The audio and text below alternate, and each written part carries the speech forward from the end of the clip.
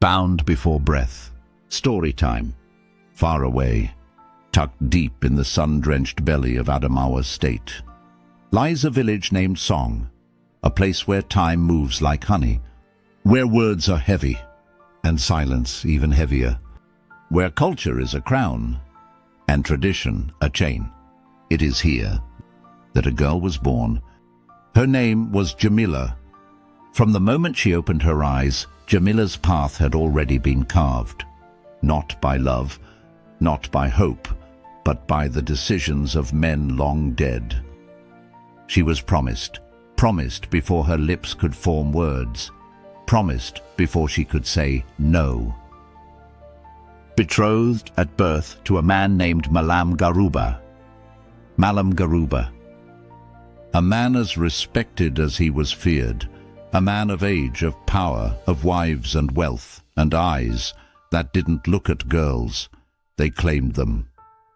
He was the law beneath the law, and Jamila, she was his, long before she could even spell her own name. But Jamila, she was still a child. She wanted to chase butterflies through the fields. She wanted to roll in the dust, to laugh with her friends, to climb the mango tree barefoot. She wanted what every child wants, to be free. But freedom, in Song, was a foreign word on a forbidden tongue. Still she found a place, a sacred space, the Twin Sisters.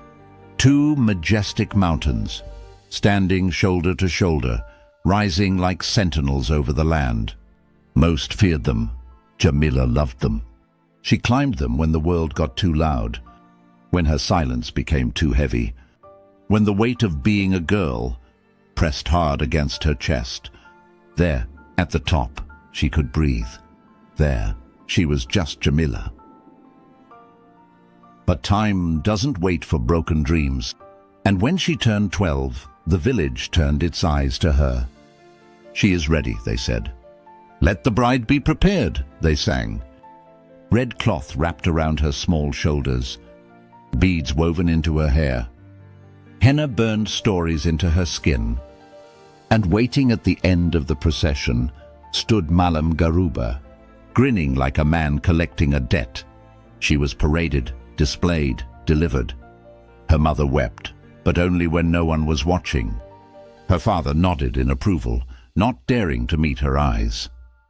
And Jamila? Jamila looked past them all, to the mountains, to the only place that had ever whispered her name, without owning it.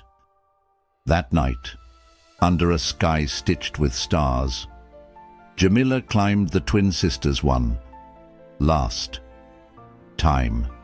No shoes, no fear, just sorrow and a silence that screamed louder than words. She reached the peak, stood at the edge, the wind caressing her face like a mother's final kiss.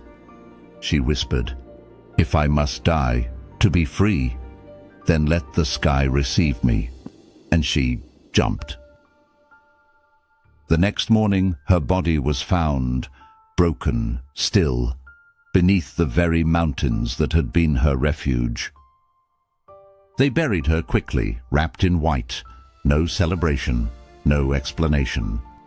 Just whispers and warnings. But the Twin Sisters remember, when the wind dances across their peaks, they speak her name, Jamila.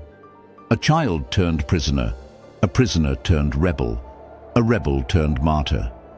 And now, when little girls in Song climb those mountains, they don't go to play, they don't go to run, they go to listen. To the silence, to the sorrow, to the ghost of a girl who only ever wanted to be free. The end.